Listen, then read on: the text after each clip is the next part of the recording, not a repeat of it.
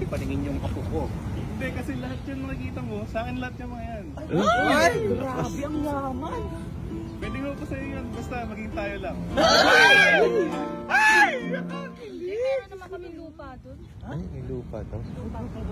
May lupa ka? Baka sa Pasko. Wala kang lupa. Buji ko, dagat ka ba? Hindi ka ba? Kasi, pag naging tayo, disisirin na kita.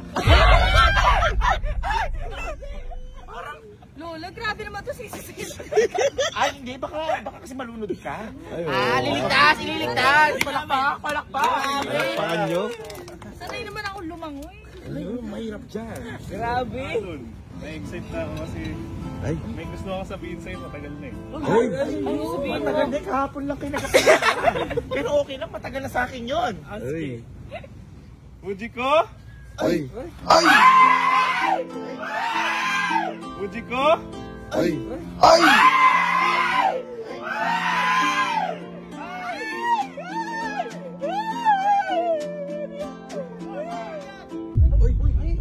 Hoy! Ay! Napa ako. Bakit ka nandito?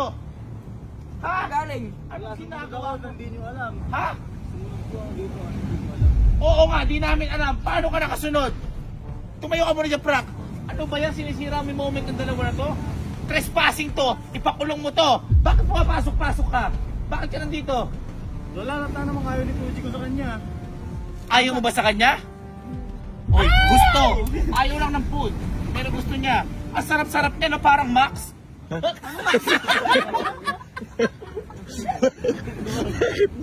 Bakit nandito ka? At sino nagsabi sa'yo pwede mo kami sundan? Ha? Hindi ka lang pala si Suneo. Para ka lang si Damulag, habol ng habol kay Nobita. Hindi ko si Doraemon, huwag ka magalit. At ikaw, ha? Siguro nagkontakan kayo para makahabol to. Hindi po. Bakit ka nakasunod dito? Paano ka nakasunod? Sumakay po ako sa van.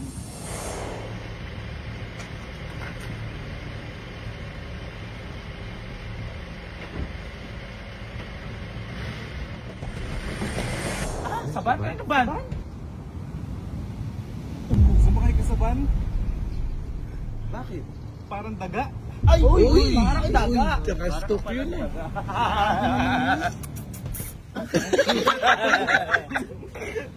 Ikaw, kahit ayaw sa'yo ng tao, pinipilit mong sumama sa'yo.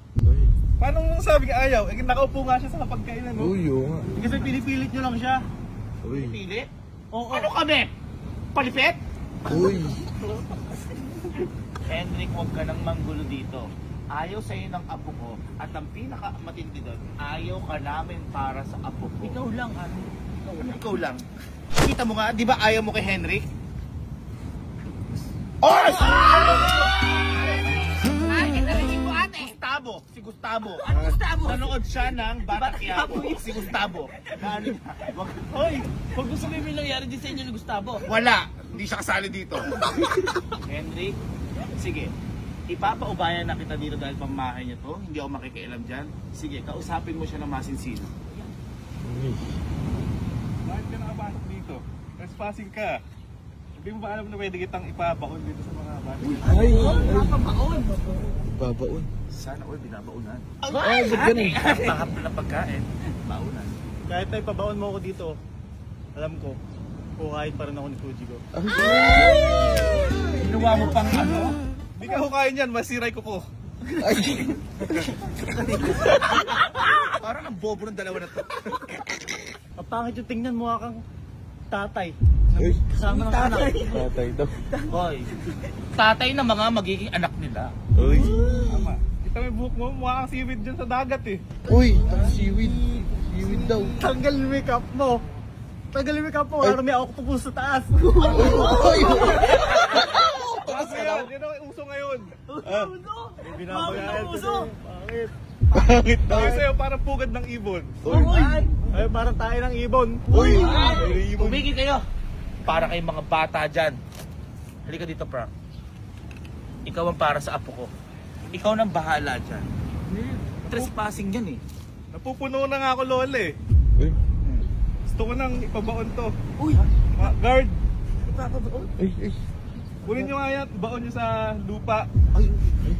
Oy, Braculto, tumulong kayo. Ipaon nyo sa lupa yan. Kala mo. Ha? Halika, sumama ka na sa amin. Pasok na Sumama ka natin na. si Fuji ko. Pumasok ka.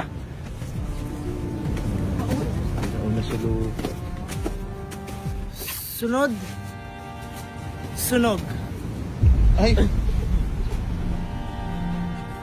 Ang pagsunod ni Henry dito sa lupain ni Frank, tuluyan bang mababaon? O pati si Lola mababaonan? Makakauwi kaya si Henry sa Kampinpin? O siya habang buhay na lang mababaon dito?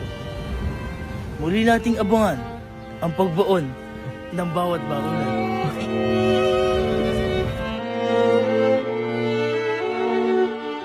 Baon nga. Kuya, tulungan mo ako. Sige na. Sige na, kuya. Kasama ka ngayon. Tayo.